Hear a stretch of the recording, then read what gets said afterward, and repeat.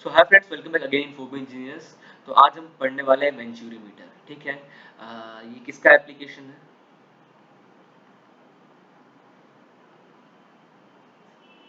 Bernoulli's equation का। सबसे पहले देखिए, बर्नौलीज इक्वेशन का ये एक एप्लीकेशन है। ठीक है, मैं अभी आपको बताता हूँ बर्नौलीज क्या है, वेंचुरीमीटर किस काम में आता है। ये जो आपको डायग्राम यहाँ पे दिख रहा है, ये पूरा वेंचुरीमीटर का है। क्यों क्यों यूज करते हैं वेंचुरीमीटर?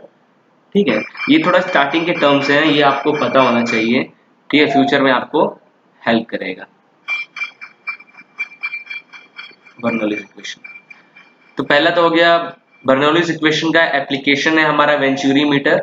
वेंचुरी मीटर को यूज क्यों करते हैं? Because of measurement of fluid, sorry flow measurement. ठीक है, क्यों यूज करते हैं हम इसको? फ्लो मेजरमेंट करने के लिए यूज करते हैं। ठीक है,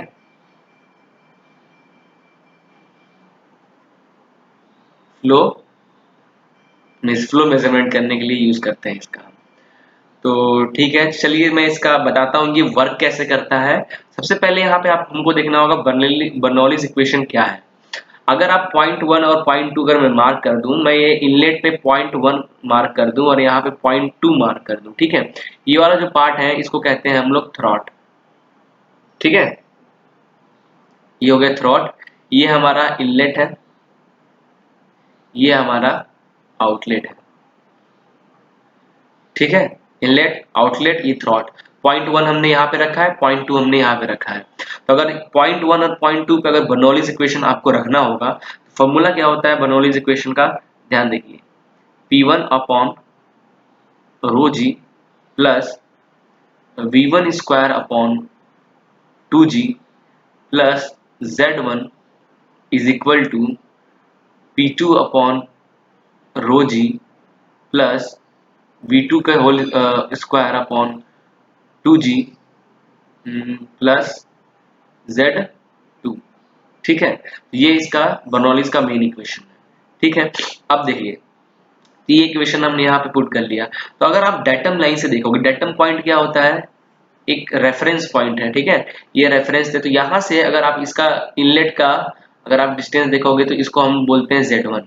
ठीक है, और ये आउटलेट का भी यहाँ से देखोगे आप, ठीक है, तो ये भी हो जाएगा Z2। देखोगे ये हॉरिजेंटली रखा हुआ है, इसका मतलब क्या हुआ? Z1 Z2 के इक्वल है। ठीक है, Z1 Z2 के इक्वल है। तो अपन लिख देते हैं यहाँ पे कि Z1 Z2 के इक्वल है। इतना कंफर्म हो गया। अब क्या करना है, यहाँ पे वैल्यू पुट कीजिए। तो Z1 और Z2 तो हमारे यहाँ कट जाएगा, बचेगा क्या? P1 upon rho g plus V1 square upon 2G is equal to P2 upon rho g plus V2 का स्क्वायर अपॉन 2G। ये इक्वेशन बनेगा। ठीक है, नाउ तो जो P1 प्रेशर वाला टर्म है, ये टर्म और ये टर्म को मैं एक तरफ कर लेता हूँ। तो P1 अपॉन रो जी, इधर आएगा तो minus P2 upon rho g is equal to क्या हो जाएगा? V2 square upon 2G minus V1 square upon 2G। इतना क्लियर है नाउ?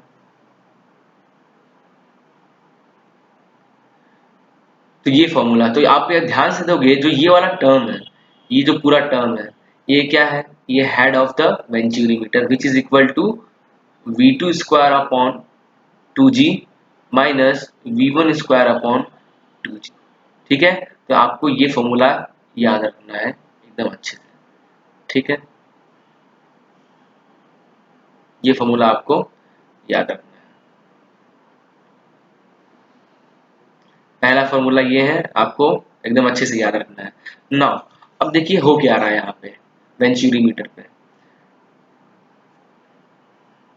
यहाँ पे क्या हो रहा है? एट पॉइंट 1 पे इनलेट है, जितनी भी फ्लूइड है वो अंदर की ओर वेंचुरीमीटर के अंदर आ रही है। फिर ये जो पॉइंट, ये जो कन्वर्ज हो रहा है, फ्लूइड कन्वर्ज हो रहा है, उसके बाद थ्रॉट से पास करते हुए डाइवर्ज हो जा रहा है। ठीक है, तो अपन को क्या करना है, एट पॉइंट 1 और पॉइंट 2 के बीच में फ्लो को मेजरमेंट करना है कि किस फ्लो रेट से हमारा फ्लूइड मूव कर रहा है वेंचुरीमीटर में। ठीक है, हम वही मेजर करेंगे with the help of differential you tube. ठीक है, इसको बोलते हैं यू ट्यूब डिफरेंशियल मैनोमीटर। ठीक है, इसमें ये मरकरी डला हुआ है। जब आप देखोगे, जब बनाएंगे तो प्रेशर ऐसा इधर से पड़ेगा, इधर ऊपर चला जाएगा एक्स डिस्टेंस। तो ये हेड बता रहा है कि how much flow will be present in the venturimeter. ठीक है ना, तो ये इक्वेशन जो हमारा आया है, इस इक्वेशन को आपको याद रखना है हेड के लिए। ठीक है ना, तो ये इक्वेशन के बाद अपन एक चीज जानते होंगे, कंटिन्यूटी इक्वेशन पढ़ा था हमने। तो हम कंटिन्यूटी कंटिन्यूटी इक्वेशन पढ़ा था, तो पॉइंट 1 पे एंड पॉइंट 2 पे हम कंटिन्यूटी इक्वेशन को अप्लाई करते हैं। क्या हो जाएगा, a1 v1 is equal to a2 v2। यही हुआ हमारा कंटिन्यूटी इक्वेशन।